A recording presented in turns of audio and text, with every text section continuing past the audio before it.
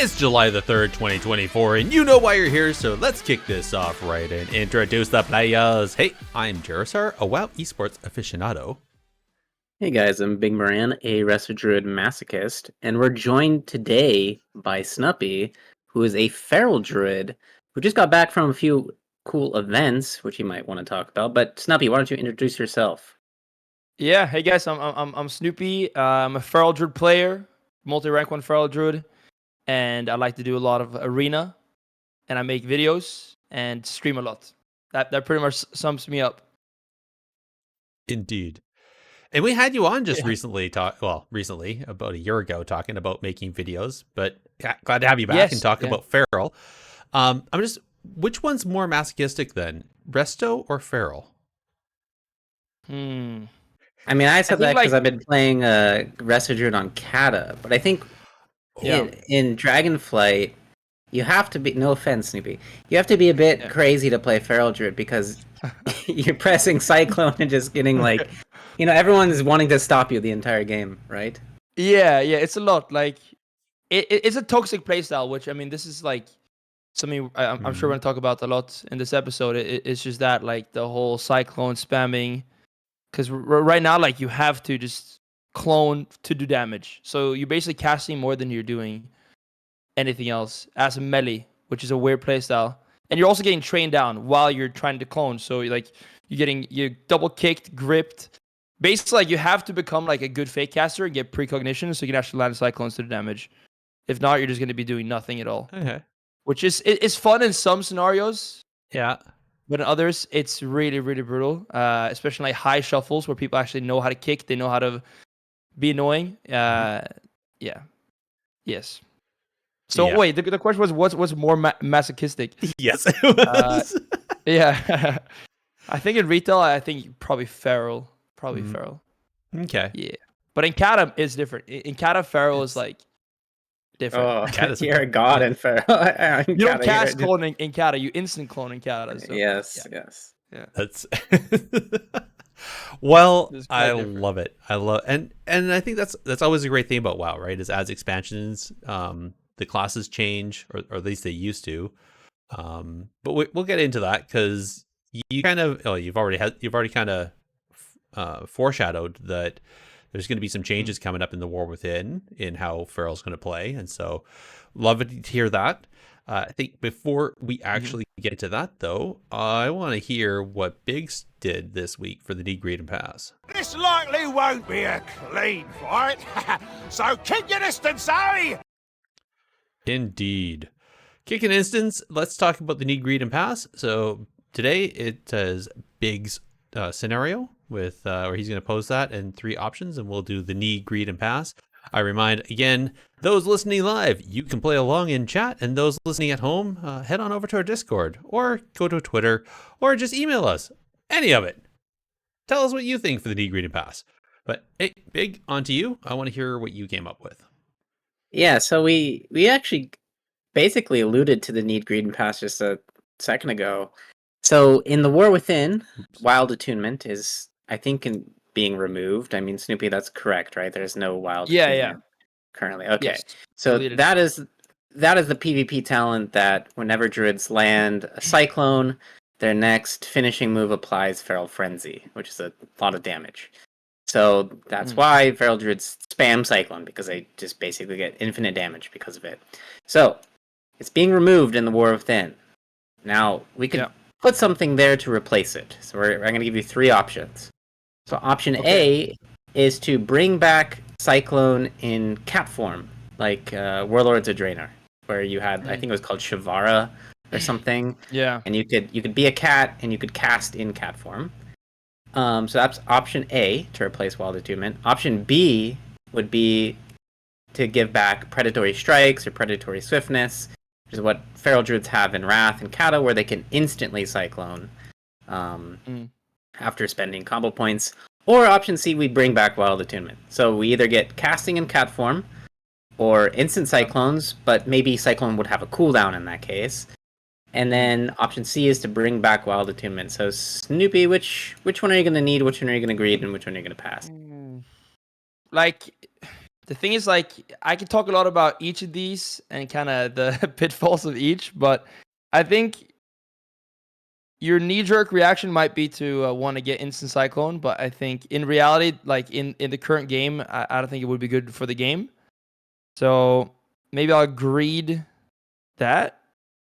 And when it comes to Wild Attunement, like Wild Attunement is only one side of the story. Like, it's not the only reason we spam Cyclone. It's our 2-set, because our 2-set makes it so when you land a Feral Frenzy, you get 10% more damage on everything for, I don't know, like 7 seconds or something.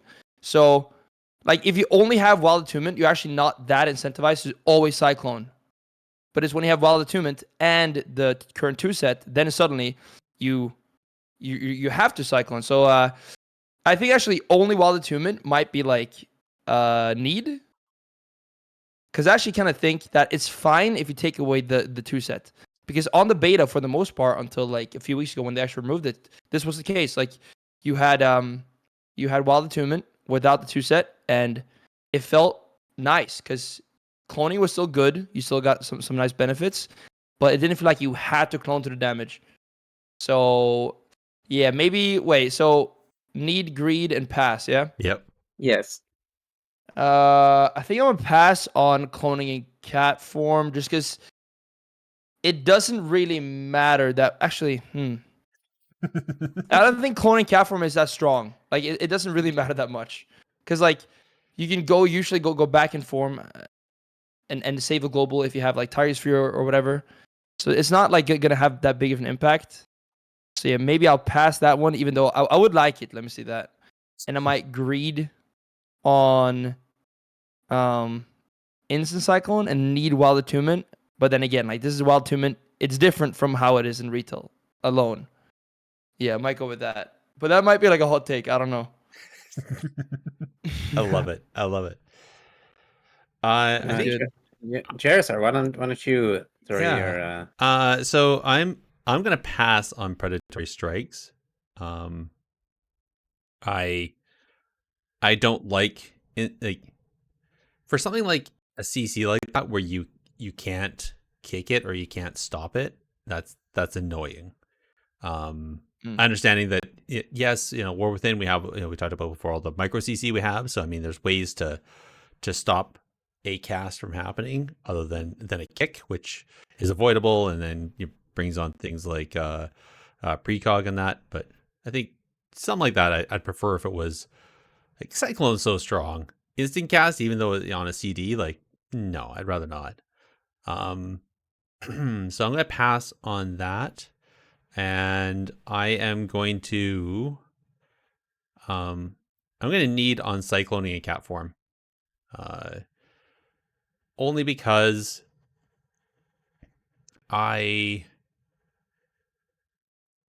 whenever I try to play Druid, I detest all of the shifting in and out of forms.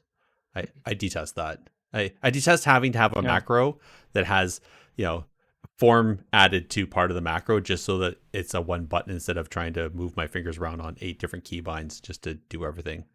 So I think I'd like that personally. So I'm going to need on that only for that personal reason. And I hear you in the background there, Snupy, agreeing to having all the macros. It's a pain in the ass, pardon my language. And so on that, I'm going to have to greed on Wild Attunement. I mean, it sounds like such a great talent.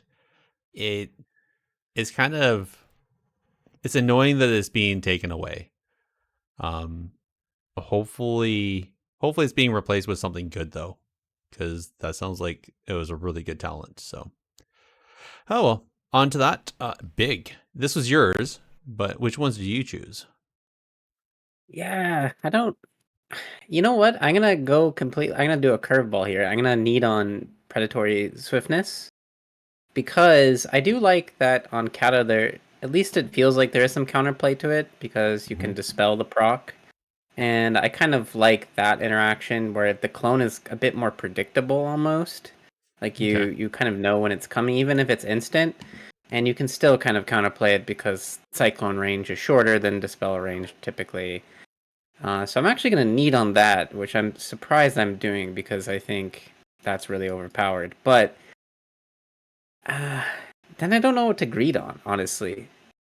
Because on one hand, I like the ability to cast in cat form for the reason you mentioned. I mean, it is kind of. I mean, I've been playing Druid forever, and it is kind of annoying having like this need to burn a global to shapeshift. That can be kind of.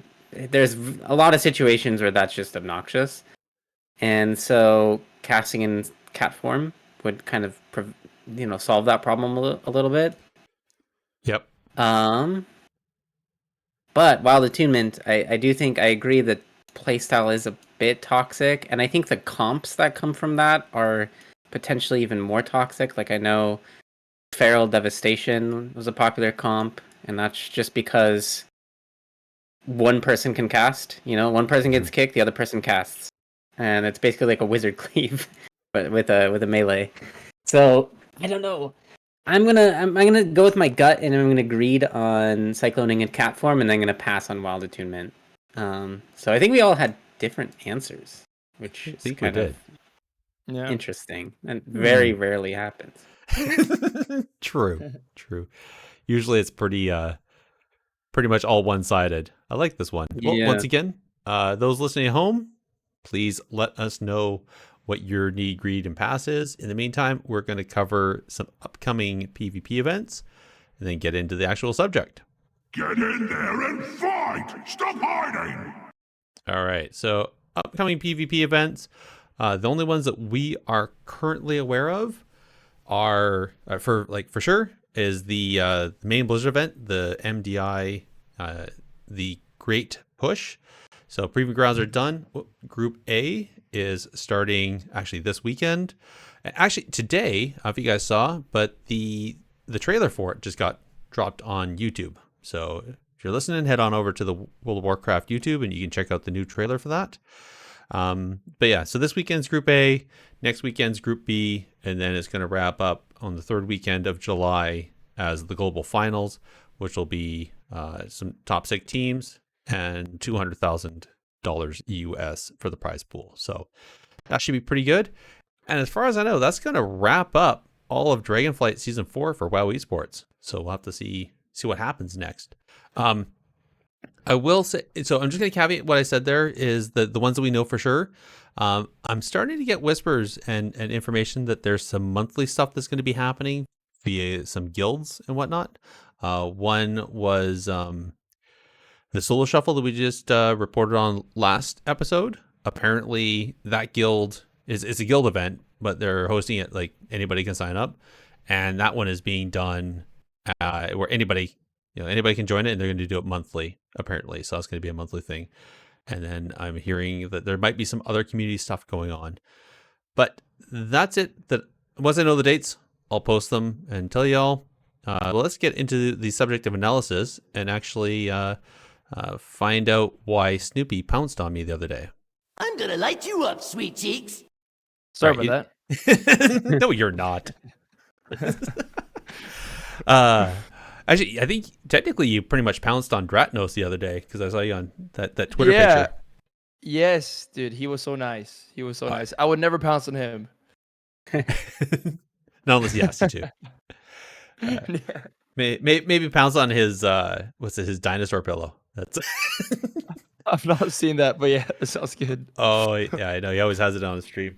Anyway, that's enough about that. Let's talk about Feral Druids. How has Feral actually been this whole and let's talk expansion, not just season 4 right now. Yeah. But overall, let's just kind of look back in Dragonflight. I remember always hearing of Boomkin. Feral wasn't really talked about very much, but it kind of felt like things like Jungle Cleave actually were still doing fairly well. Am I wrong in this? Or was there a lot of problems? We're talking about kind of launch now, early on. Yeah, season 1 to season 4. So let's recap. Okay, so the thing is, we can do we're gonna go through it because in the very beginning, in the very, very, very beginning, the first maybe few weeks, Feral was insane. Our bleeds did a lot of damage. Mm-hmm. And they ended up nerfing, I forget exactly what it was, but they nerfed Rip and Rake flat by I think it was 18%. So in the very beginning, our tier set was also good. So if you had tier set early on and you had like, and you were a Feral Druid, you were maybe the best spec in the game for like a little bit. But then we got nerfed pretty hard. At this point, Wild Attunement was not a thing. And it was all about just spam bleeding. Like you would just spam Primaraph literally the whole game.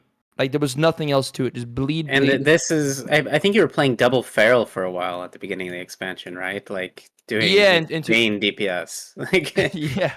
Oh my I think we gosh. did. So yeah, you could like just rot people, and it was solid in season 1. Like Feral was good. It's kind of crazy if you think about like the playstyle difference from that and now, because then it was. I think we had Cyclone, but you never cloned. It wasn't worth the global. And if you think about that now, it's just like the polar opposite. But yeah, so Sorry. So you're basically PvEing your way through arena because you're just doing so much damage that it's actually not worth trying to CC. Yeah, I remember solo shuffle lobbies at the time were brutal to heal. Like if it was like Feral plus like a DK, like Feral plus any other big damage AoE thing, it was like, oh my god, like this is gonna be a 30-second game. It was so much damage. Like it was basically you just open up, you pop Berserk or Incarn rather, and then the more comp points you spend, the faster it comes off cooldown. And second Circ, you would just win basically, unless you die, of course. But it was all about just doing damage and CDRing as much as possible. And right now, you CDR, by cloning, because you get comp points by cloning. So it's actually good to do. But yeah, basically, polar opposite playstyle from what it's now. But we were very viable. Like it was strong. I'm trying to like recall. See, season 1, Feral was good. Like it was solid. The thing is, like often the community perception is that Feral's pretty bad. Like because it's hard to get into, but usually Feral is always good and like this is why you see like top end ladder. You see a lot of Ferals. You see some Ferals, and this is also the reason why Feral rank 1 is so hard to get in shuffle, because there are like so few players overall that play it. But in the top end, you have like 10 Ferals who can pretty much get to any rating, and then they got to compete for like 3 spots because there's no one actually playing Feral. So top 0.1% is very, very few spots. Wow. Yeah. So it's really tough to get. And again, it's just because like Feral, towards the top end, it works well, but you got to really know what you're doing. So it's a tough spec to play. But yeah. And then I guess we go through like season to season. Sure. So season 1 started off with a bang, and then nerf back came in, and you guys got snuffed a little bit. But we're still viable. Viable. Yeah. Okay, so a worthwhile nerf. And then season 2. I don't really remember hearing about Feral much during season 2. Man, like my memory is kind of like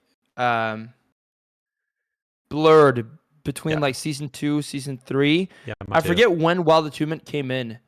What was season 2 10.2? No. Let me take a look. Season 2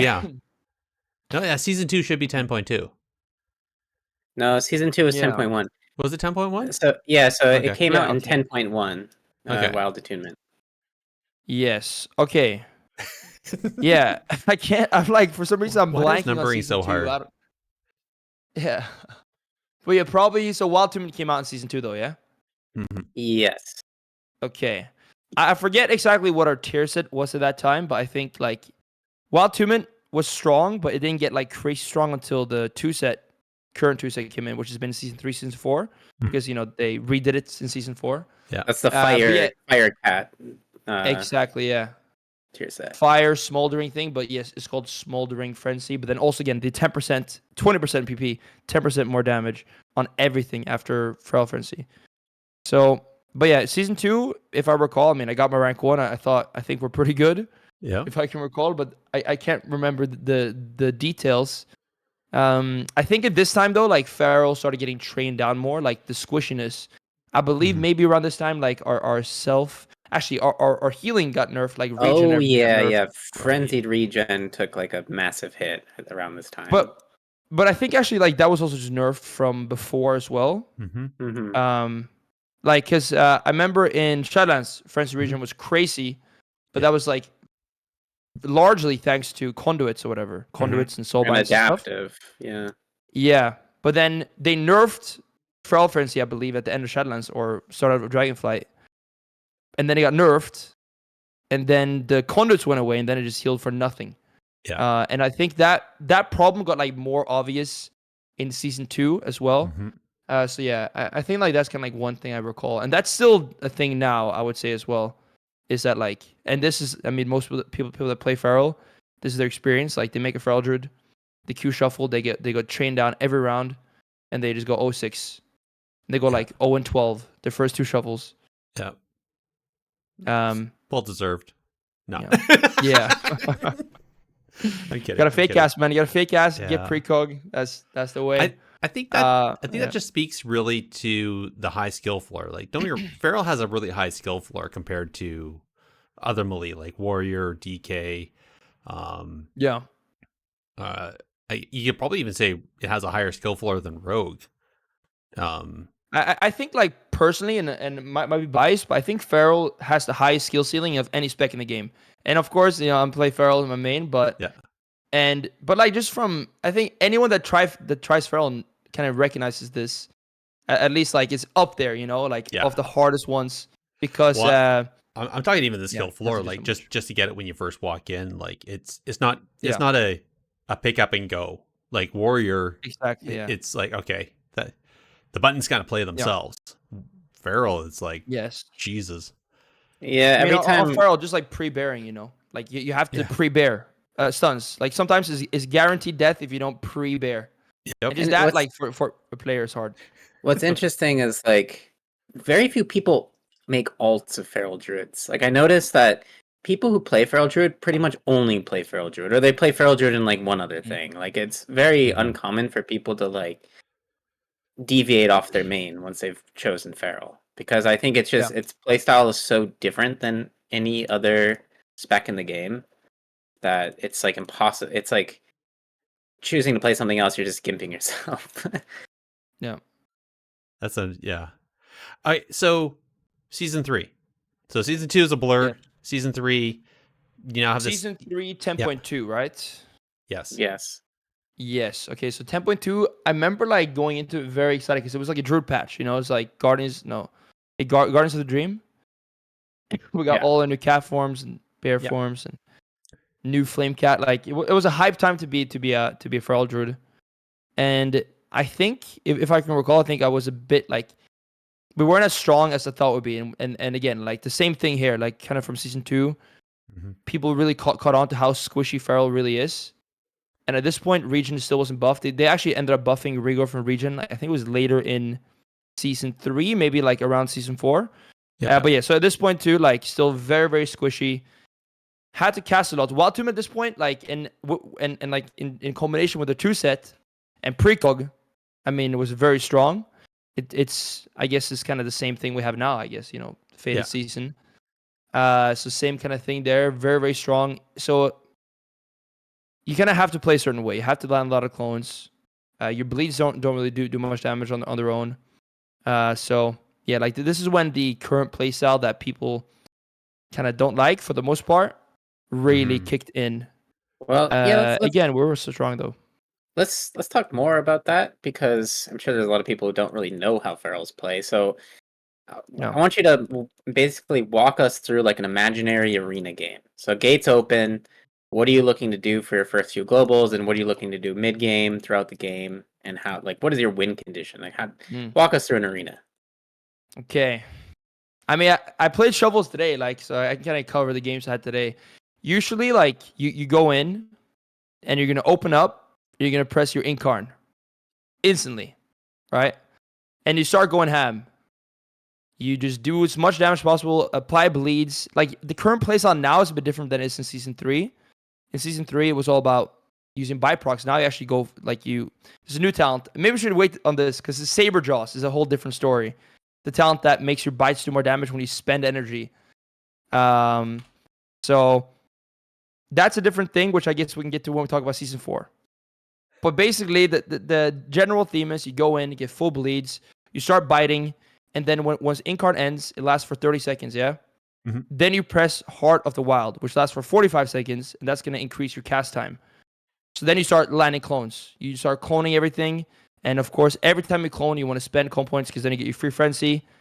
And then you're just doing that. And then you're being annoying. You want to clone. Like good ferals, good ferals know how to clone. You clone people low. You clone them on their trinket. You clone, basically you just clone everything, but you clone with purpose. Like every clone is either peeling or setting up a kill or it's just baiting CDs, like stopping healing, right? So basically, you spam clone, but as you're cloning, you're doing damage, and you clone.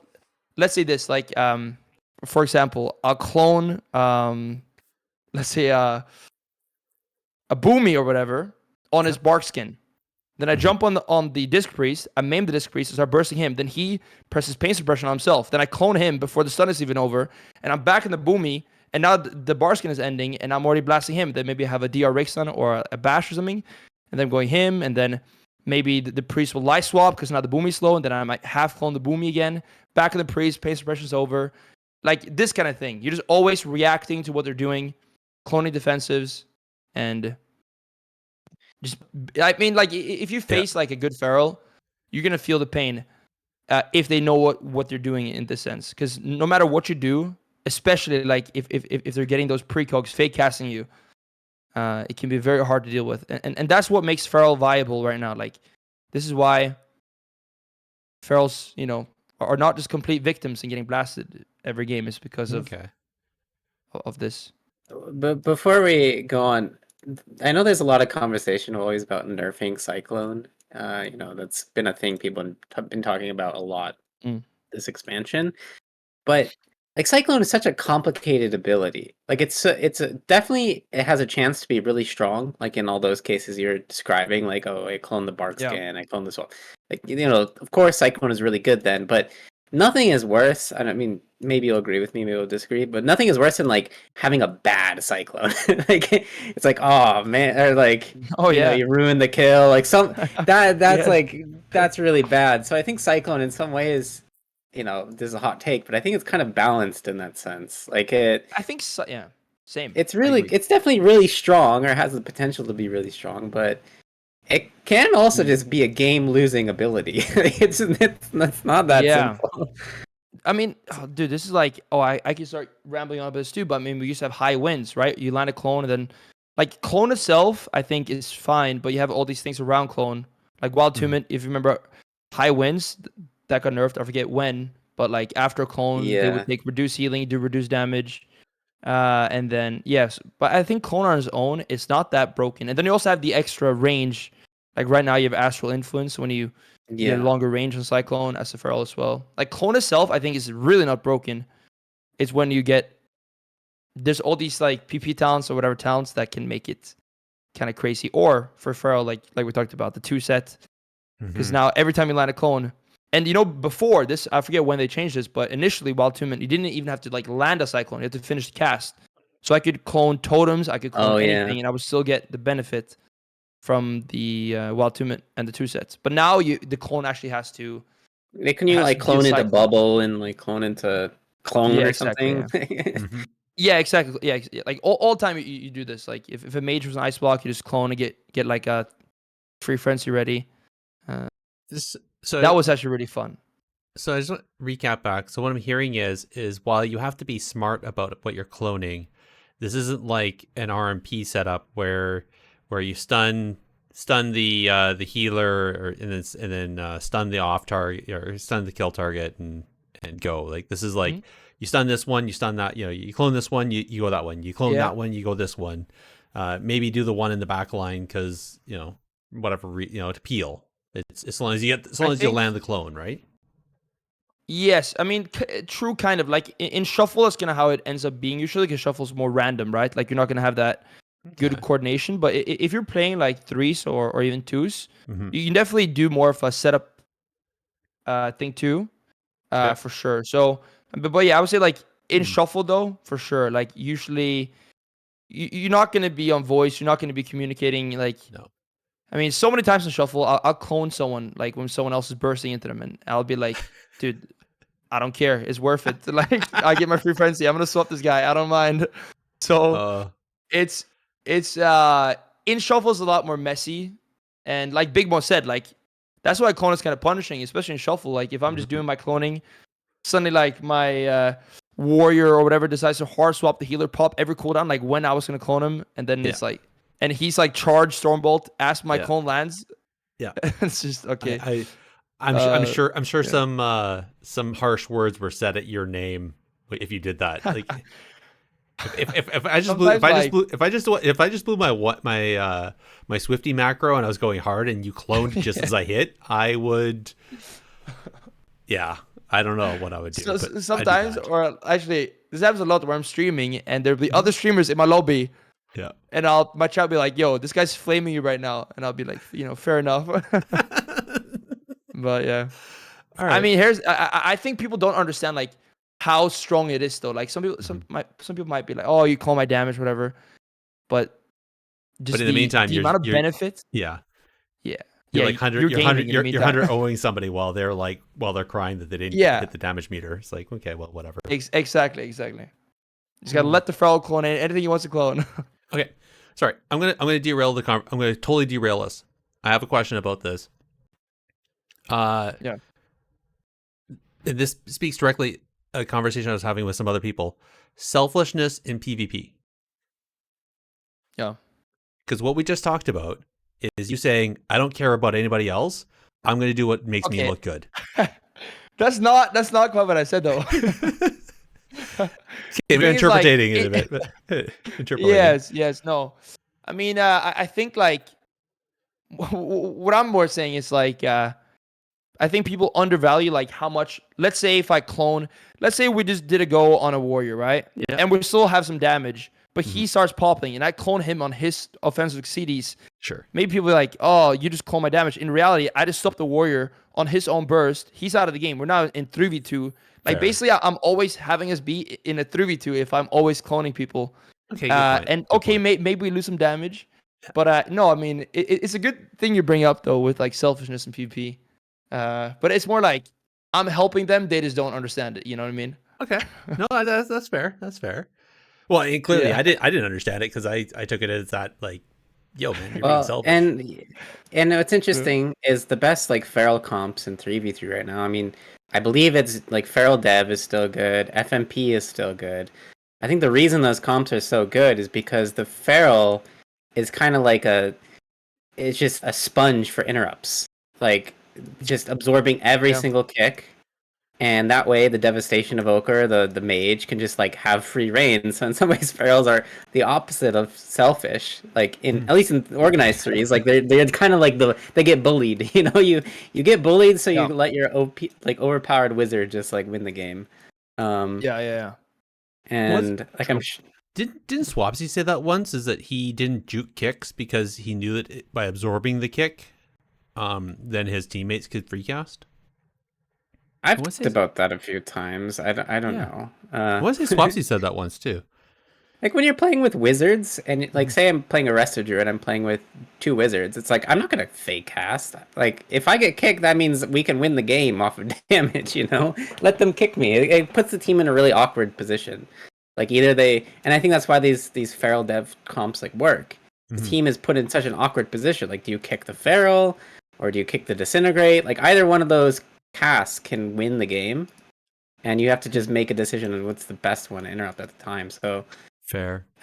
Yeah, it's fair. That's why Cyclone's cool too. It's like on the nature school, and it's high value kick a lot of times. Good.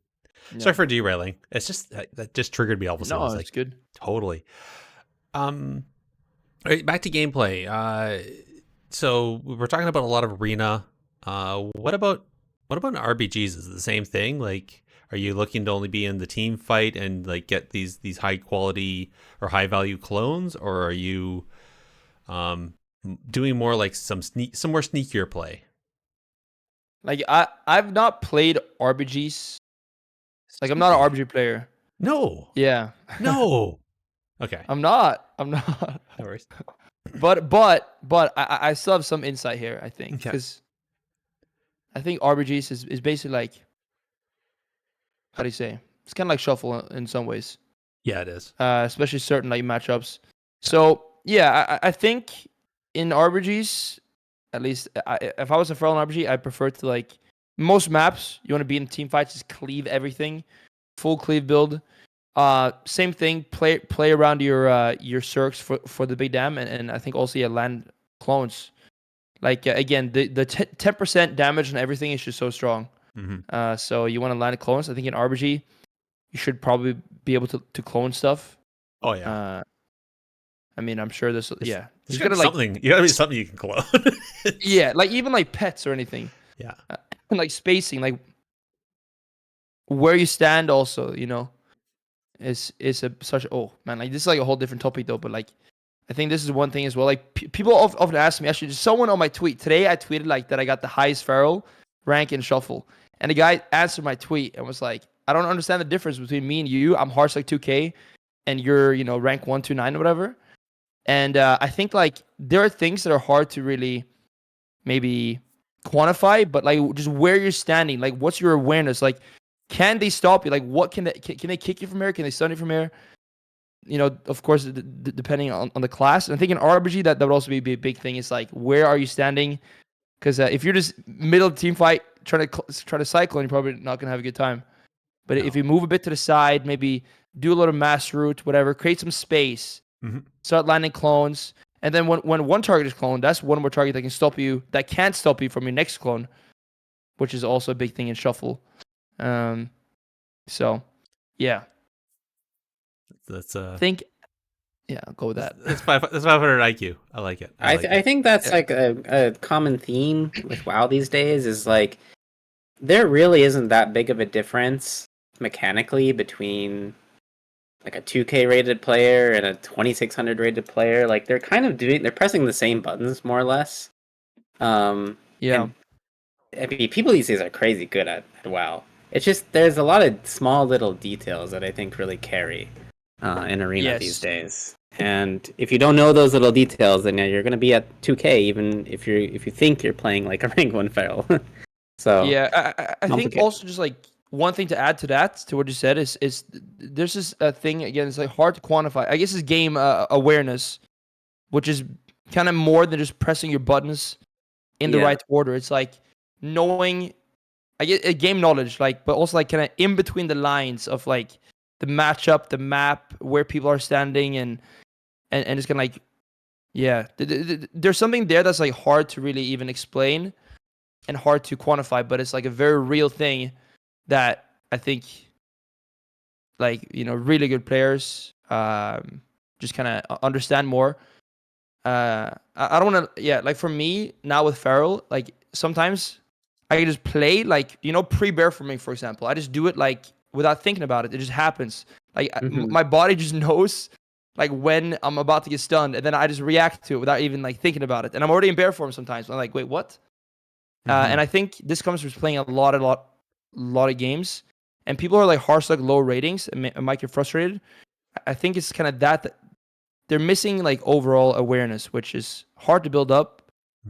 But yeah, like playing a lot of games, and I think watching your own gameplay back, and like, yeah, analyzing but this is like anything. This is like I talk about this a lot on my stream. But it's just like it's a mindset thing. I don't want to go on a tangent now actually about this though, but it's all about like mindset when it comes to improving in WoW or anything else, and like building up that kind of thing that's hard to even put your finger on what it is. I think really comes from the work you put in there, which just comes down to your mindset, like how you view things. I can totally see that, and I think that's one thing where in like traditional sports you have coaches who are looking at that stuff and helping you see that and think about that and then improve your gameplay, versus in World of Warcraft we often are, unless you're willing to pay somebody to do that kind of a review or help you along, more often we're left to our own devices to try to then see that and figure it out and coach ourselves, which I feel is probably one of the things that if a person doesn't have the time or doesn't have the mindset to be able to see the errors and then fix them, they're just inherently going to always be stuck, right? Yes. So that's yeah. hard. That's hard. Like, Sorry, go ahead. no, I should say, like, this is a topic that I don't know if this is the episode for this, but I mean, it's such a big thing. Just like you have also just like wanting to blame other people. There's a big thing in shuffle as well, right? Like people always want to blame Mm-hmm. other things, whatever, lag, other players, the map, like Healer. instead of looking at like the healer. Exactly. My example is always like if I'm gonna shuffle, right, and my mage that I'm with dies without ice blocking. There's one version of me that would be like, yo, you suck, you should have ice blocked in time, you ruined my game, I hate you, whatever, right? That's like one. Or I could think, what could I have done to give him more time to ice block? Could I have root something? Could I clone something? Could I stun something? Could I have been in a better positioning? Could I kick this? Like, basically, the second there is the right mindset that you want to have. Yeah. Not just in WoW, but in life. Like, don't, like, focus on what's in your control. You control what you do. You don't control, like, if your mage ice blocks. Mm-hmm. But you focus on this, and if you can like really integrate this mindset, and I want to say like this is like beyond WoW. This is WoW is a part, like this goes into WoW too, of course. But if you can have this mindset, you will improve so fast because you're putting your energy where you actually have control.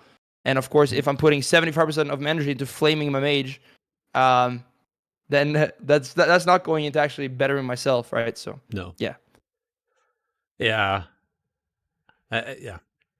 This feels like we could spin off into a conversation about egos. Yeah, now. 100%. I would have been. Yeah, I don't want to do that. Sorry. No.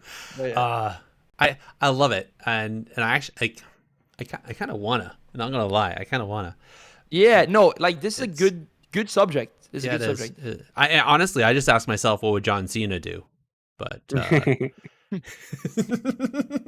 What would he do though? That's the question. I don't know. I'm not sure. It's kind of a toss up between, improve himself and put his hand through the monitor. I don't know what, I can't afford Both that at many the same time. keyboards. Yeah, all at the same time. I think, yeah, I don't know. It's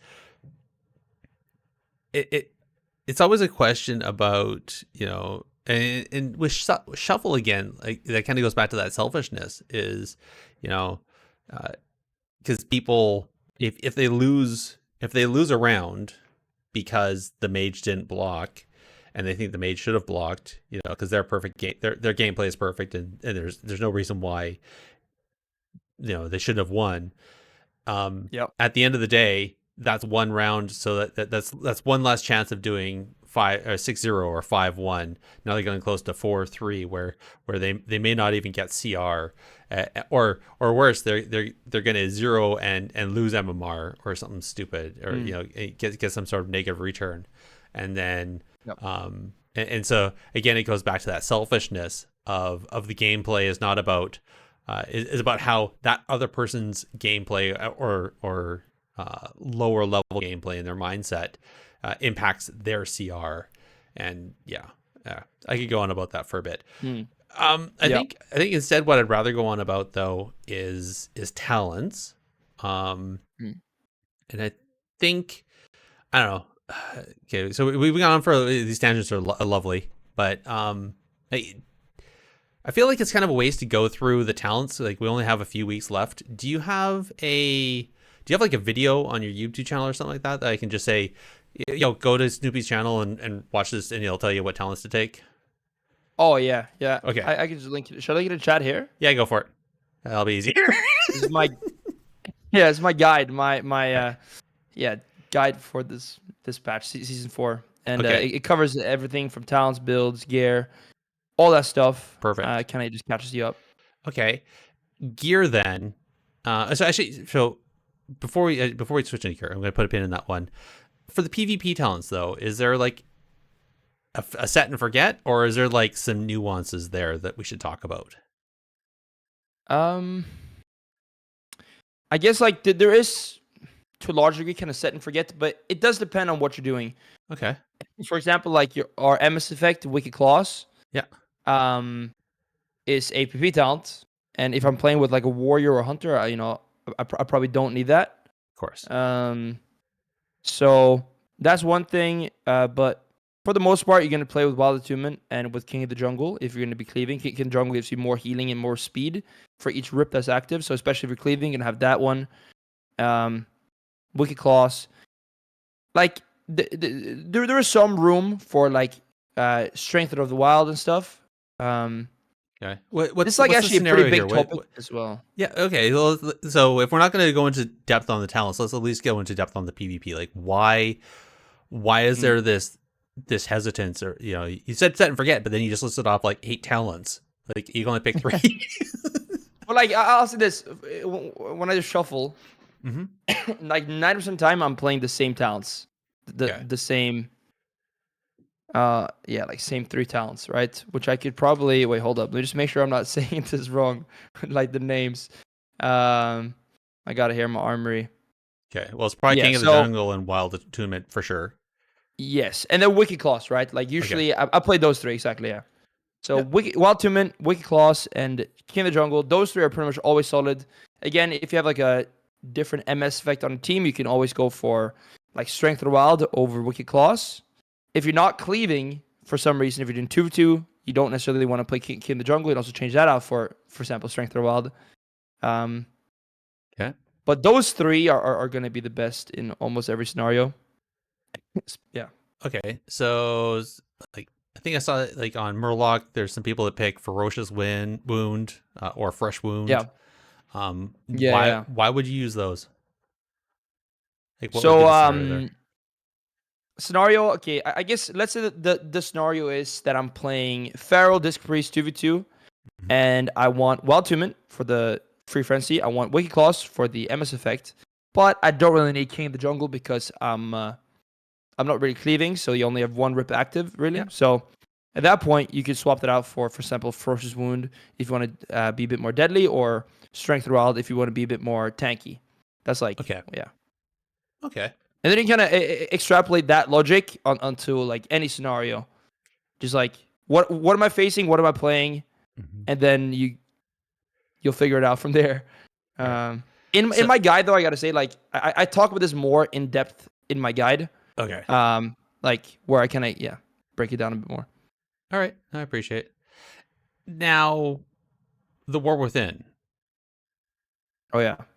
We have hero talents, and I've been seeing some changes in the beta notes. Are we seeing a big change in talents besides the hero ones added? Yeah, I mean, so this is one thing we didn't talk about yet. This is season 4 thing, is Saber Jaws, a bite talent.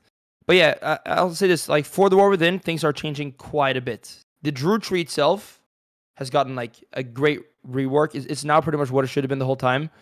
Okay. Cyclone has moved into a way more accessible place, and just like general tree branching is looking way better. But the talents themselves are similar. The build I'm playing right now on the beta doesn't even have Incarn, which is a pretty big change, because Incarn is now down from 30 to 20 second uptime, and Cirque is down from 20 to 15. So the difference now in Cirque to Incarn is 5 seconds, not 10 seconds like before. So the value in like going down to Incarn is a bit less. So I've kind of put those talents more into improved Fury and also Saber Jaws. So the whole playstyle is different though, Feral now. Like Wild Attunement is gone, like we mentioned earlier. Different 2-set. But yeah, basically you don't clone for damage anymore. You're more back to if you guys remember Necrolord like playstyle for Feral Druid in Shadowlands. No, I don't. It's bleed like, heavy, right? Like dots. Bleed, yeah, dot heavy, but like not so dependent on cleaving necessarily. Like your single target bleeds are pretty deadly on their own, and your bites are also deadly. And now your bites buff your single target bleeds. So when I bite a target, all my damage over time effects are buffed on that target for I think 4 seconds, which has changed from right now in retail. You bite and all your rips AOE are buffed for 4 seconds. But now it's all bleeds on one target. Okay. So our like single target pressure bleeds are a lot better. You're not forced to cycle into the damage, which is like why I think people are very excited for Feral. in the War Within, because people do want that bleed playstyle. They don't want to spam clone to do damage. And I would also say we feel more tanky. But yeah, like talent tree wise, it looks similar, but there are some changes. And I made a video on this like a couple days ago, but power shifting is going to be back to a new talent called Fluid Form, which makes you able to skip global when you shapeshift. I think you mentioned this, Gerissar, or you both maybe talk about this, but like when you're shapeshifting, it can be annoying. Yes. Having to have like macros and stuff. Like now, if I'm in bear form, I can press rake from bear form and it's going to put me in cat form off global. What? Or if I'm in bear form, I can, yeah. Or you can mangle in cat form and go bear form off global, and you can shred in cat form, no, in bear form and go cat form off global. There's like a few different That sounds things you can do there. amazing. So yeah, it's neat for shapeshifting. So Oh, and that's a new thing, brand new thing. I love it. I love it. Yeah, because nothing's worse than trying to push a button and I can't because I'm in cat form or I'm in bear form and I can't. It's like, Yeah, what? yeah. Can be clunky. Yeah. Meanwhile, if I press sprint, I suddenly turn into a cat, but then I can't get out of cat form until I like push another button to. All right. I think it's like one thing about Feral too is like using your globals. For example, if you want to leave cat form, one version of this is pressing cat form to leave cat form, then cat form to go back in cat form. Yeah. Or you could cast a redruve, which is going to take you out of cat form by itself, and then you could, for example, Fury to go back or dash or whatever. If you see what I mean. Yeah. Oh, exactly. But if you don't know that, then you're Yeah. It's tough. Again, There's so many small things like this. No, exactly. And again, I think that back to the skill floor alone is pretty high compared to a lot of other class. Well, even Resto, like no offense, Big, but I think Resto Druid is a lot easier to play than Feral. I would agree with that. Yeah. Healing is hard though in shuffle, especially. Pardon me? I said healing is hard, especially in shuffle. I think healers have it harder than maybe than ferals in general, just in shuffle. That's a whole different topic though. Yeah. Like with Resto Druid and feral and kind of what's more hard or whatever, or what's more masochistic. I think. Yeah, but that's a whole different thing. Just healing in general in shuffle. I don't know. How often as a feral are you lining your healer versus how many times as a healer are you running to try to catch up to the DPS that lined you while they die, right? Like my take on this, and I don't have that much experience multi-classing, but I found playing melee by far to be way easier than playing a caster, and I thought healer was somewhere in the middle in solo shuffle. I think if you play like a mage, there's a lot of situations where you're not gonna have fun at all, and that's really, really difficult. But when I played melee, I feel like I had the most fun. But maybe it's because I was playing Asa Rogue, and that was these past 2 seasons, and it kind of felt like you could do whatever you wanted. But yeah, healing is definitely hard. Somebody in chat just threw down as masochist. Disc priest solo shuffler checking in. Yeah, that's a hard spec, man. Disc I think that's one of the hardest specs in the game, right alongside Feral, for sure. Yeah, definitely. Okay. Now that we've completely derailed, I'm going to bring it back. I think we've kind of already talked about tier set because we covered that already earlier, although out of sequence, which is fine. I think Big, do you want to go into, I don't know, let's talk stats and stuff like that? See what we're building towards? Yeah, so just out of curiosity, what's the stat priority for Feral Druids right now? So, like, Verse Mastery are both very good. Like, you basically want to get a lot of both. Some Ferals go higher Mastery. Maybe certain comps you can get away with higher Mastery and, like, less Verse. But generally speaking, Verse Mastery both, like, that's what you want on most pieces where you can get it, Verse Mastery. Haste is very nice now because of Cyclone. If you have high haste, landing clones is way easier. And as talked about a lot already, landing clones is very, very important. So, yeah, good haste is also important. Crit is the last prio. I feel like crit is just not. It just doesn't really do that much, at least compared to the others. So Yeah, crit Hmm. comes last. And yeah, that's like the basic stat prio. Nice. And then are you looking for any sort of breakpoints, or are you stopping at like 40% first and then going master, or does it not matter? I feel like it doesn't really matter. Like I think I'm on about 35% verse in PvP, and then I'm kind of stacking mastery after that. Mhm. But yeah, like I think like what I would recommend people is basically just go to my armory and just copy my gear, and you're gonna be good to go. I think yeah, both It's are funny. good. Some go a bit more, some go a bit less, basically. People are very particular about stats. Like I always in the skill cap Discord, people are always like, "How much verse should I have, or how much mastery?" It's like, well, it's kind of up to you. I mean, like at the end of the day, like getting really precise stats, I don't think matters that much. Mhm. I mean, I think it's like a personal preference to some degree as well. Like some yep, or like how good are you playing defensively? If you're very good at pre-bear forming and very good at kiting, you could probably have a bit less verse. yep. If you're just like spaced out, never doing anything defensively, then you probably want to stack up some verse. Same with like some ferals, even though all ferals clone quite a bit, and some comps require more cycloning, less. So haste is also like one that you can have a bit less or more of, just kind of depending on what you're doing and just like your playstyle. So yeah, I agree with you there, Big Mo, that it's like it doesn't really matter. Just get your good gear, get gems, enchant. Like the nitty gritty, like the exact percentage doesn't really matter at all. Uh, at least not for most things. I think So certain specs have like cutoffs, but yeah. speaking of getting your gear, your embellished pieces, you mentioned you have to play precog. Are you playing precog every single game? And then what is the second piece you're wearing? Yes, yeah. So I play precog always, and the second one is the boots one, the one that gives you like main stat on proc, Mm-hmm. or like when you CC or CC or slow whatever. someone. I think Yeah, yeah. yeah, The infurious foot wraps. yeah, Yes. exactly, yeah. Yes. Yeah. Okay. And then, do you ever play without precog, or is that just every game? No, this season is every game. Yeah, like you never don't play it. Yeah, Okay. it used to be where you would maybe play it, not play it, but now it's always on. And so I'm guessing for racials, you probably want to be night elf, right? Yeah, yeah, definitely not elf, 100%. It's well Shadow Meld here's is too strong.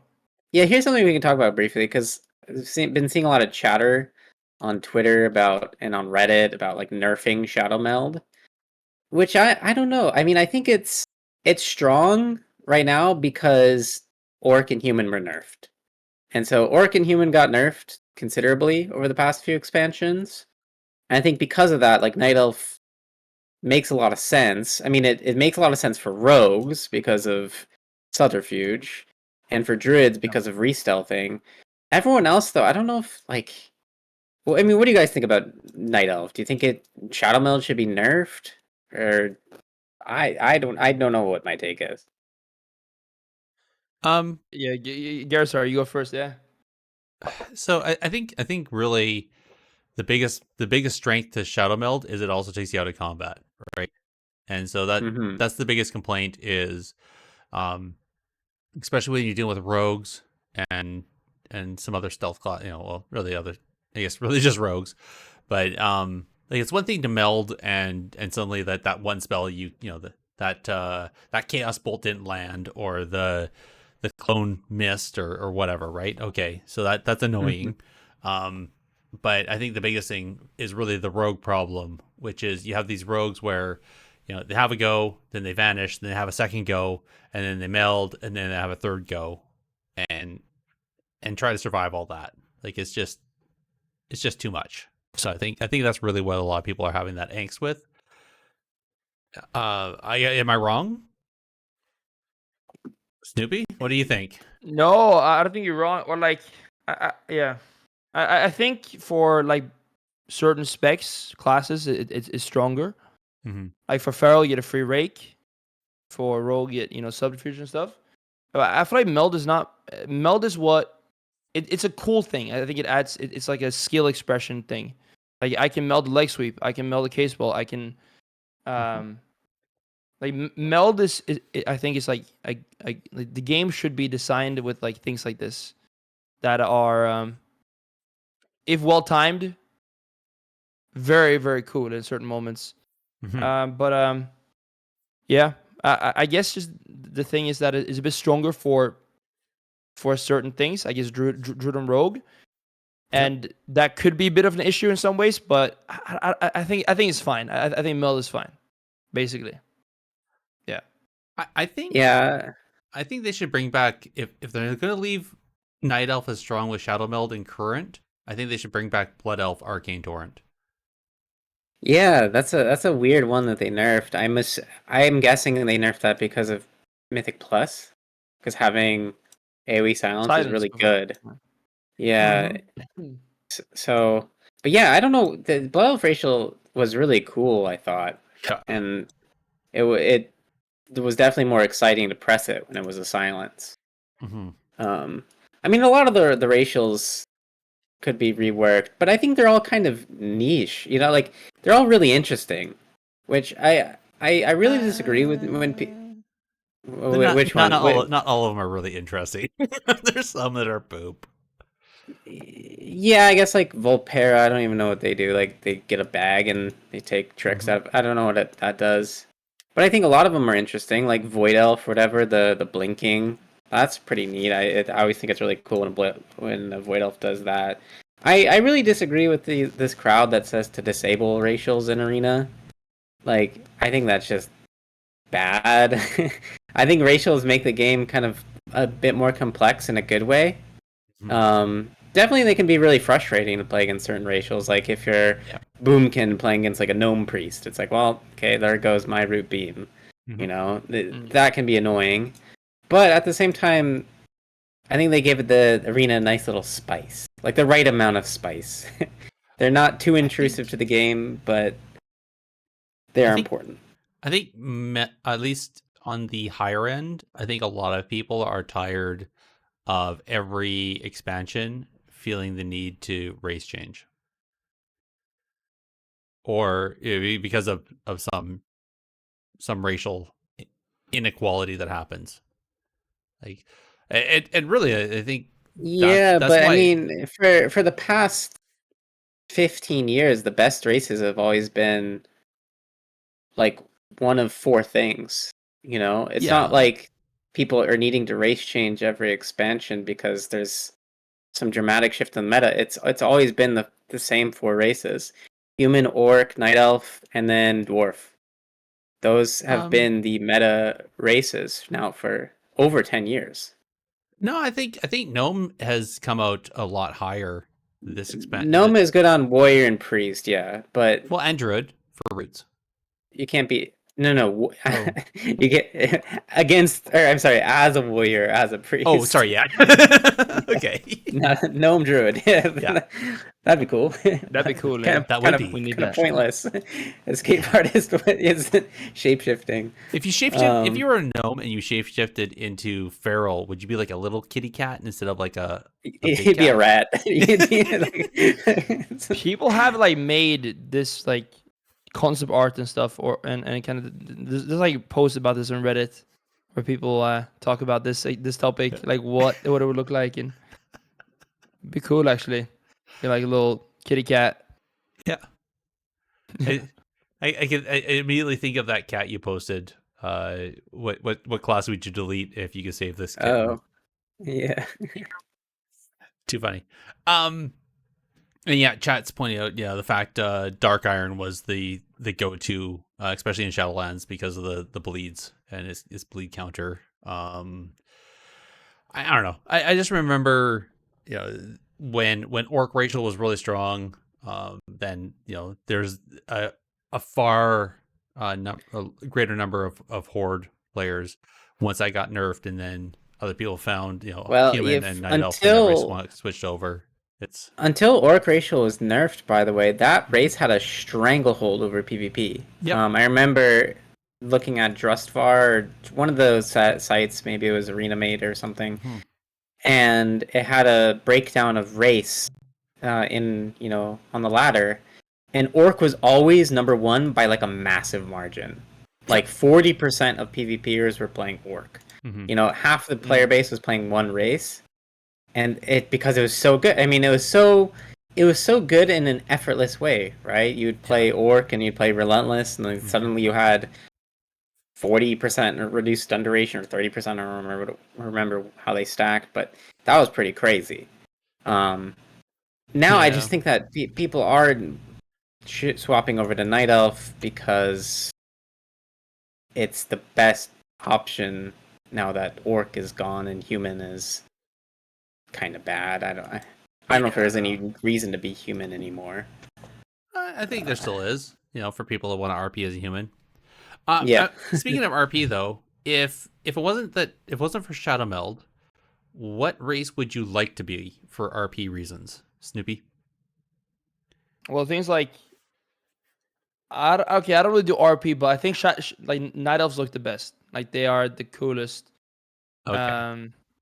But I do like Undead. Undead is nice. Thing about Feral though, like you're always in cat form anyways. But I love like when I use like a Noggin Fogger or some kind of toy, Mm-hmm. and like you're in cat form, but you get like a humanoid form. Yeah. And it's always really really nice. Like Orc even. Say, but maybe I got like Undead. But I wish you could be Undead while I'm in cat form. You know what I mean? You want to be like a zombie cat. Really? No, or like just Speed. just in undead form, just humanoid form. Okay. Because it looks cool. Like I feel like I do more damage when I got the toys on, and I'm in those forms. But yeah, that's a pipeline dream, I think. That'd be weird. Hey, why am I getting raked by this skeleton? All right. I guess the last question before we go to the ultimate question we always ask is strategies. What kind of comps in twos are you looking for? Like if you're looking to push twos, are you doing feral healer? Or are you doing feral DPS? Or what are you looking for? Feral healer is going to be better, like feral holy priest or feral disc priest. Those two are going to be the go-to. Double DPS is also fine. Is way more punishing and harder to play, but like red feral, shadow priest feral druid, awfully feral druid is quite fun too. Okay. Yeah, I say those. All right. For 2v2. It sounds like I hear a few of those have off heals, so I'm seeing a healing tinge to that still. Yeah. Okay. Like in double DPS, usually you gotta have double hybrid. If not, you're just gonna flop. Fair. But awfully feral works in a way because you got the gateway, you got the health stone as well. So that's very very helpful. Okay. And then threes. What are your best comps? So devastation feral druid like Fistweaver is really good FMP. You can play fire FMP with the holy priest. Okay. Jungle, I mean MM jungle we saw in the last AWC. I think he's still pretty good too. So I think those like Feral can play many comps that are not like super meta. You can play like SP Feral or like Warlock Feral healer. Or Red Feral actually played quite a bit this season. Red Feral Fistweaver also pretty good comp. Okay. But yeah, I'll say like you probably have those three that I mentioned first that are like the best. Mm-hmm. Your best options there. So, if I remember, this was a season like season 3, season 4 was a season where it was like if you just added a rogue, like you kind of like the rogue stunned everything and you just kind of won. And so a lot of comps started seeing a lot of rogue X healer. Is rogue feral a thing? Asa feral actually like when I play shuffle, there's quite a bit of Asa rogues nowadays. And when there's Asa rogue on my team, usually we do really well. I think Asa feral can work for sure. I think it's like a comp though that's more like you can make it work, but it's not necessarily like the meta. I mean, it's definitely not the meta, but you can make it work. I think Okay. I mean, Asa rogue is crazy right now. The weird thing about WoW right now is it's really hard to make a bad comp. I can't really explain it, but it feels like everything can kind of play with everything, and it's okay.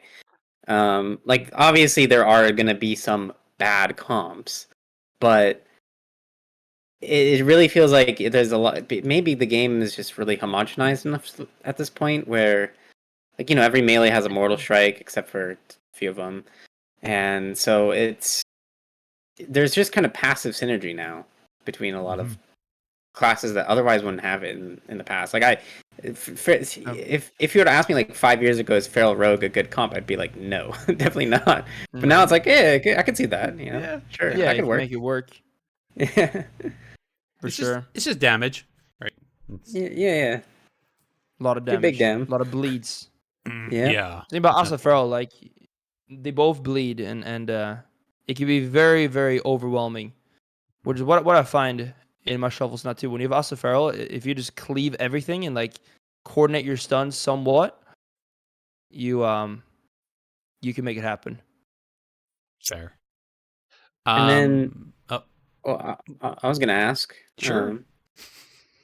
Yeah. So if we're playing against a Feral Druid, what are the main like win conditions for the Druid we need to be looking out for? Like what do we need to be playing around?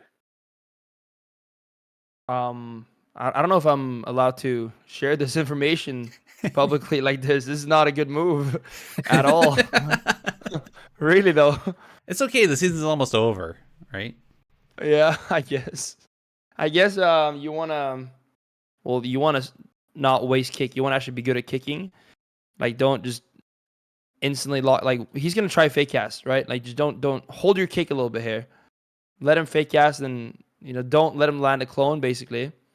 So yeah, just stun him, grip him, like whatever you can do. Don't let him clone.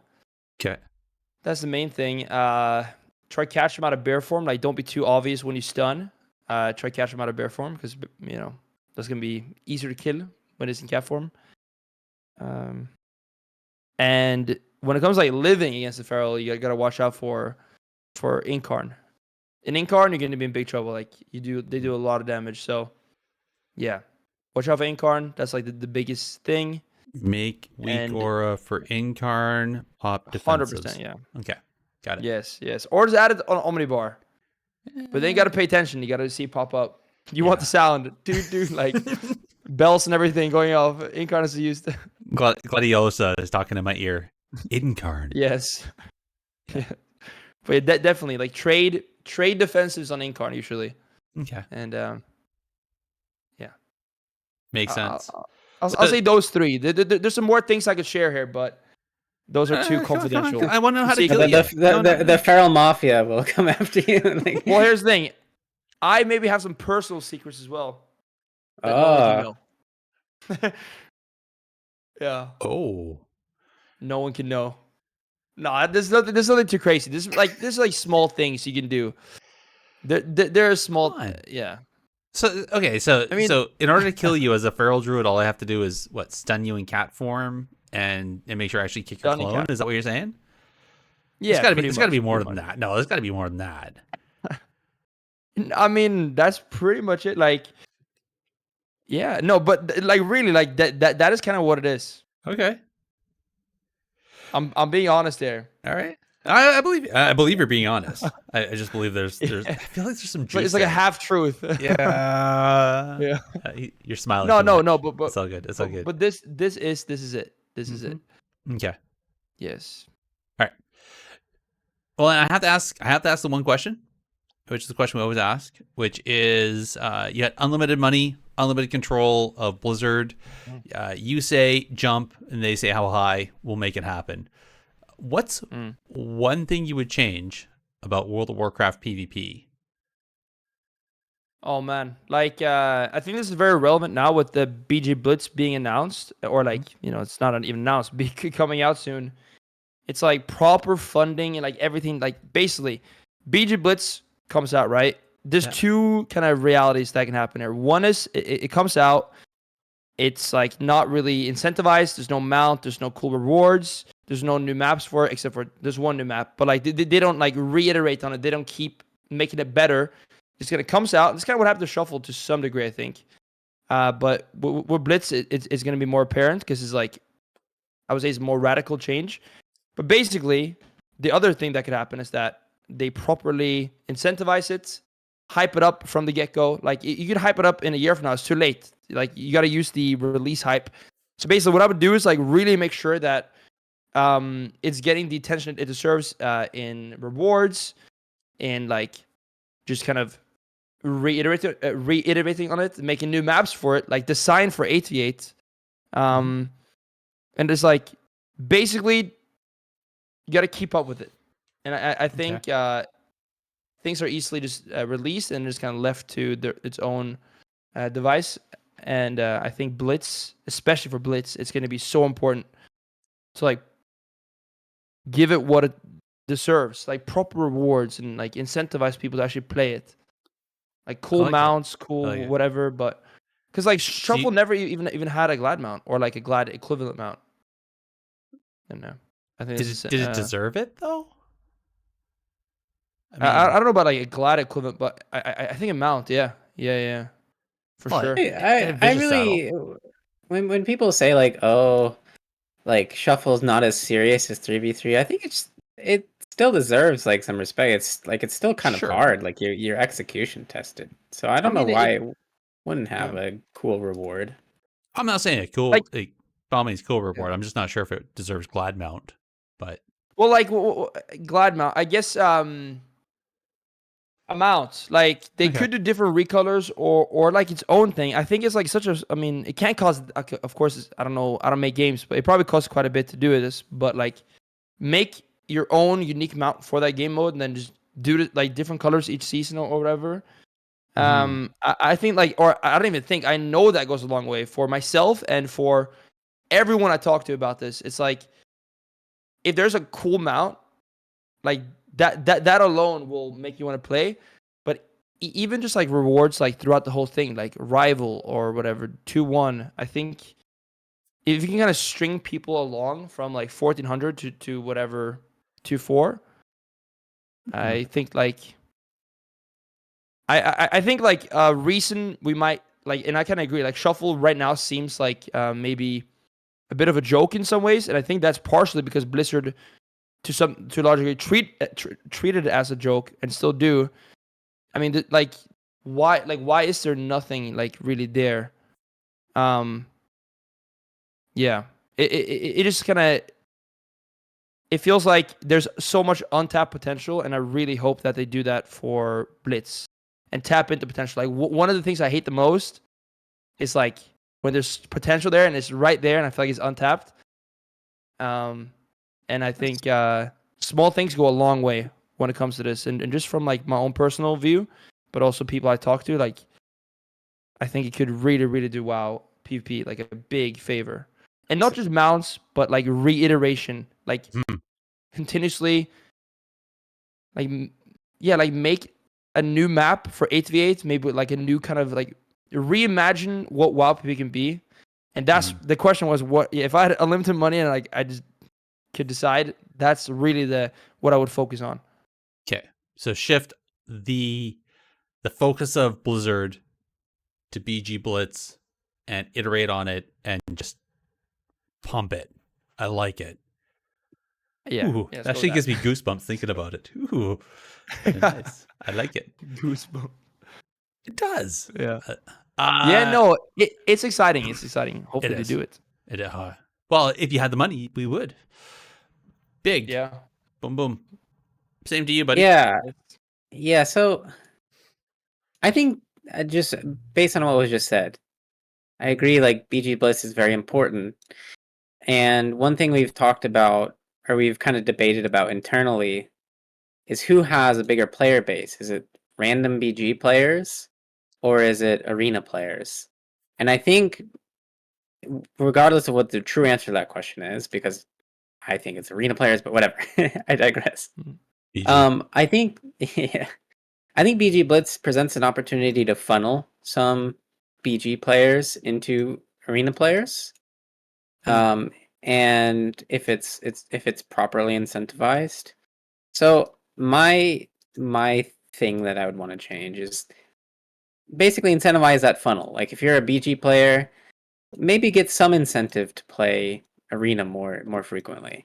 Whatever that is. So that would be what I would change. That's what I want, to incentivize a funnel. Yeah. Okay. Agreed. Gerissar, what about you? As you're talking, I can't help but remember what Jamili said, which is, Raid of Battlegrounds are just a bunch of arena matches happening on a larger scale map. Just because you have 2v2 over here, you have a 3v3 over here, you might have a 5v5 over here, but Yeah. it's still just arenas, but on a large scale. What would I change? I think this is one of those times I'm going to reach back to previous answers.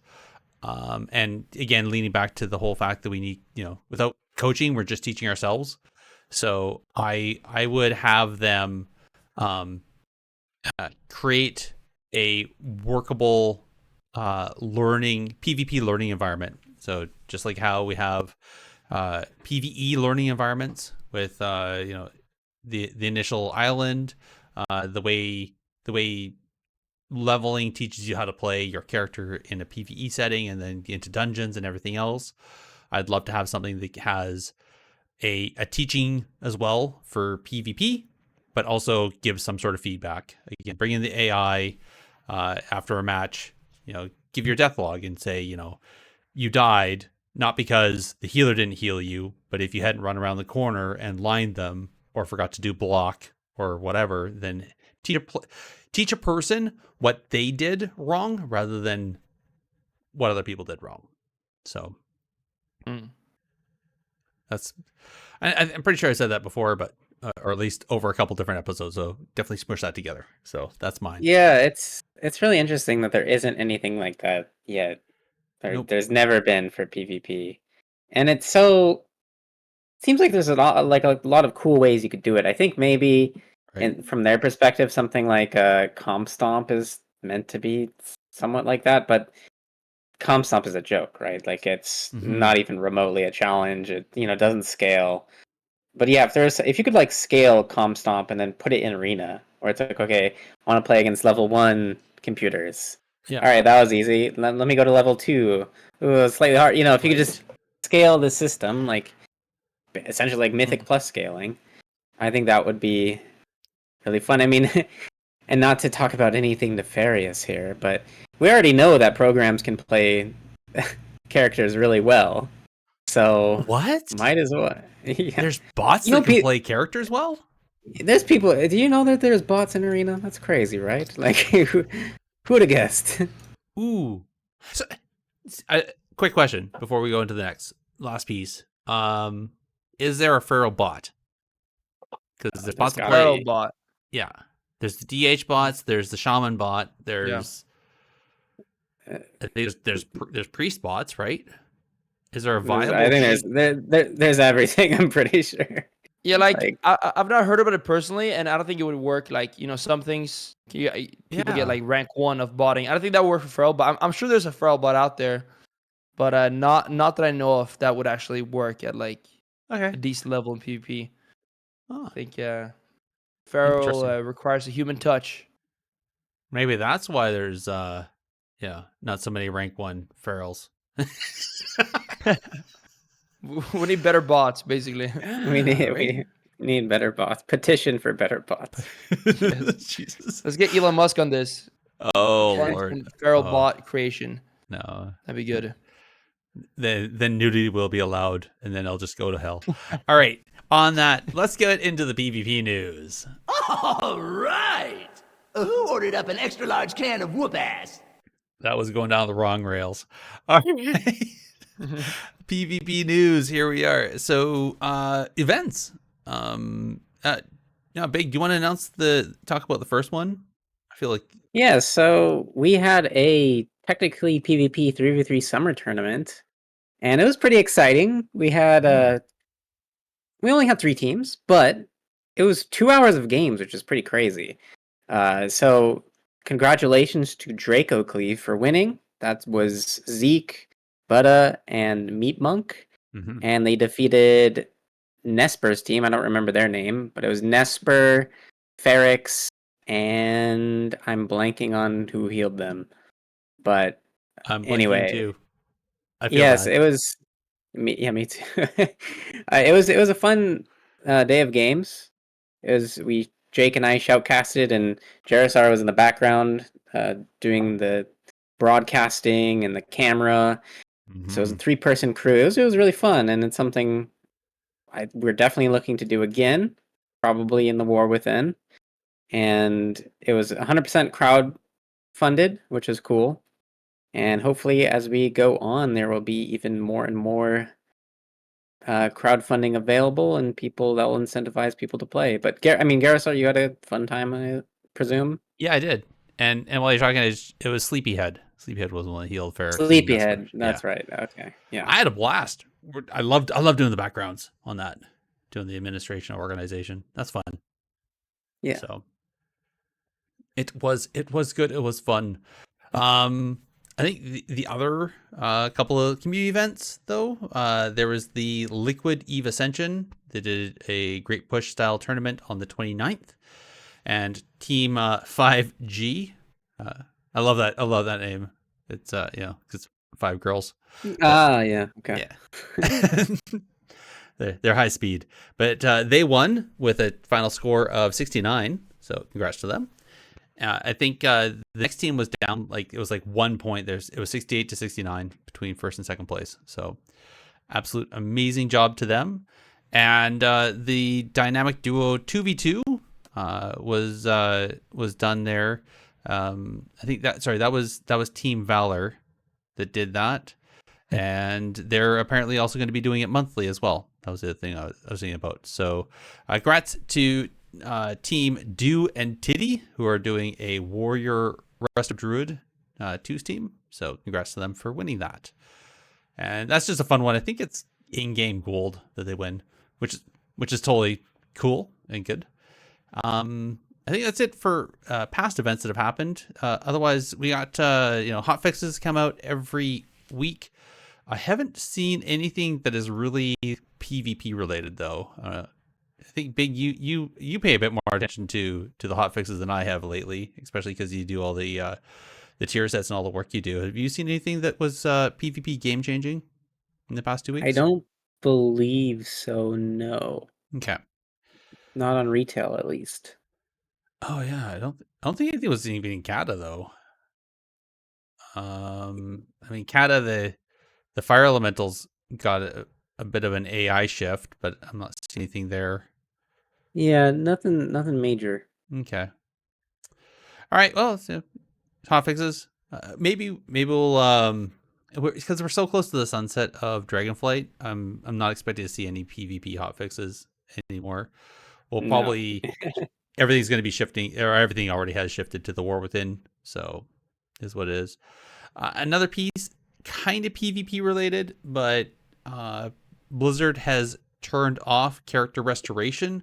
So if you've deleted a character and you want it back, you're gonna have to wait till after the War Within launches.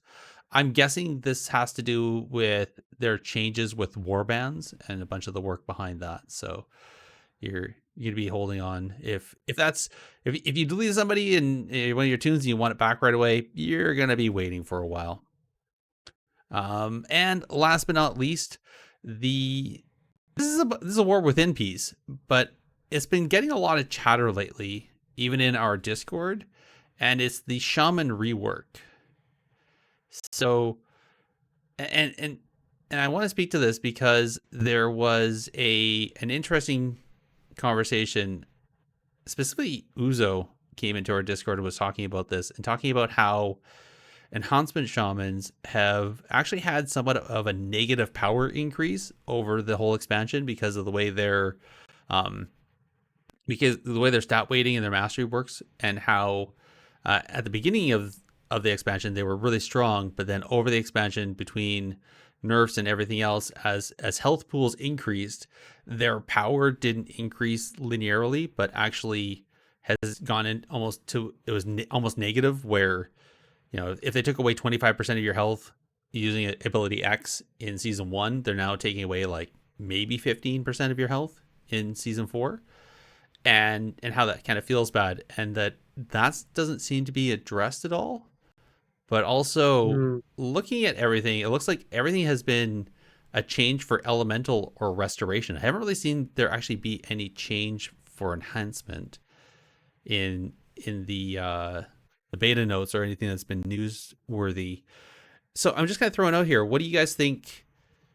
If you paid attention to the Shaman rework, and if anything, how do you feel in your fights against, let's say, an enhancement Shaman? If you actually have had that experience in this past expansion, in this past patch, how do they even feel? Like, do they feel like they're a threat, or do you feel like, oh, it's an enhancement Shaman, train the blue?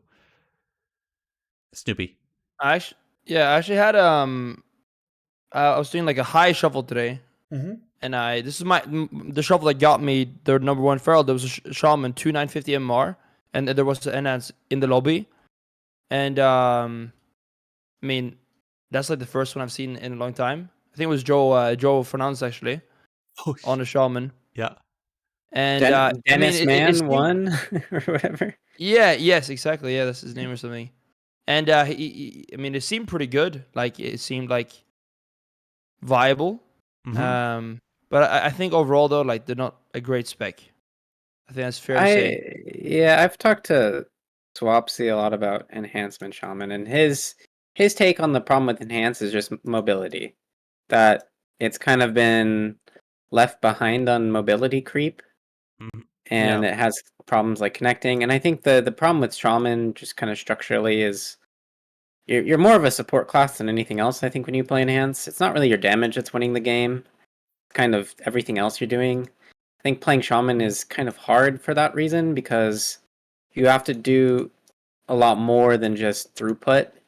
I know maybe there was a period of time where Ellie was kind of ridiculous and just doing damage and being totally fine, but I think with enhance you definitely have to do a lot more than other specs for like less return. You know, it's kind of the effort to reward ratio is kind of off there. But I don't necessarily agree that damage is enhancement's problem. I think right now its damage is actually pretty good, if I'm being honest. I mean, there was a period of time, I think they did a little rework in season 1 or season 2 where enhancement was like bonkers for like a month, and it was just like one-shotting people. But then something got nerfed. I don't know exactly, but yeah. Okay. No. Well, I think listening to that and kind of listening to what other people are saying, then I'm kind of concerned, because it sounds like enhancement isn't really changing much. So therefore it's going to be season 1 is going to be pretty bonkers probably, because procs and percentages and everything, and low health pools to damage ratio in season 1. Always there's that imbalance that happens. So it's probably going to be super strong, but also feel kind of weird.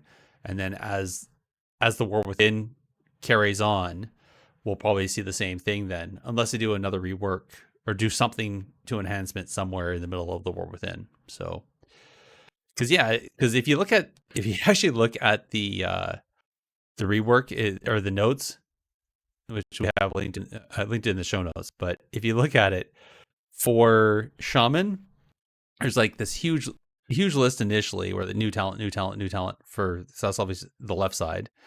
And I think the neat thing here is they changed a bunch of stuff that was like two talent points to 1 talent point. So I think that streamlined the trees a little bit better, which is great. And then elemental, okay, there's like 20 different, oh my goodness, like a huge number of changes. And then enhancement has 1, 2, 3, 4 nodes, and the removal of 3 talents, which is Wind Fury Totem, Focused Insight, and Refreshing Waters. And then could just be doing another pass at some later point. Maybe. Too, I hope so, because Restoration then has like another huge number of updates. It's like all the focus went to Elemental and Restoration, and like Enhancement got like this little like. Got the crumbs. Yeah, I think Wind Fury got removed from, because I think it got moved somewhere else. I think, anyway. Yeah, I just want to talk about that briefly, just because anyway, if you're interested, again, come on over to our show Discord. We have lots of great conversations over there, so do that. That's all I got to say. And yes, chat, I think you're right. Shaman isn't done. I think they're still going to go back and do another pass on enhancement. So, all right. That's the show. Snupy, anybody want to shout out? You guys. Aw. Want to shout out you two, Bigmo and Gerissar. Really, it's been a nice show. It's been a blast, and I guess I could shout out also. I'm trying to think, I can't think of anyone else right now. But yeah, so you two. Aw, thanks. A pleasure. Big. I want to give a shout out to Leah, aka Awakened, who's not only been doing skill capped articles, but also is making her own website similar to like that Ironforge website for Kata Classic, but it's going to have a lot more unique functionality. So shout out to Leah for making this cool, potentially really cool PvP website that hopefully everyone's going to be using in the near future. That sounds awesome. Mm-hmm. What I want to do is I want to give a quick shout out to all the people actually donated to our tournament. So huge shout out for those people for sharing and really donating their hard-earned cash into that, and it was greatly appreciated. So I wasn't sure if I was going to do this or not, but so I'm going to do a shout out to Stastro, good friend of the show, Shadow, who also gave some money, Ezabet, who's a listener to the show, and D Machine actually dropped a huge chunk of cash into that. So that prize pool, the money that people earned from doing the tournament, is courtesy of those people. So much love. All right, Snupy, we didn't do this. We should have done this at the beginning. Where can people find you? Like, if somebody wants to look for Snupy on or on Twitch or on YouTube, or like, where are we finding you, man? So SNUPY, Snupy. You can find that on Twitter, Twitch, YouTube, anywhere you go really. Just search it on Google and you'll get like all my things up. Also Instagram. SNUPY. Love it. And Big, where can people find us? Yeah, you can contact us directly with a tweet to @technically_PvP or by an email to technicallypvp@gmail.com. You can also join our discussion on the Bonus Roll Production Discord.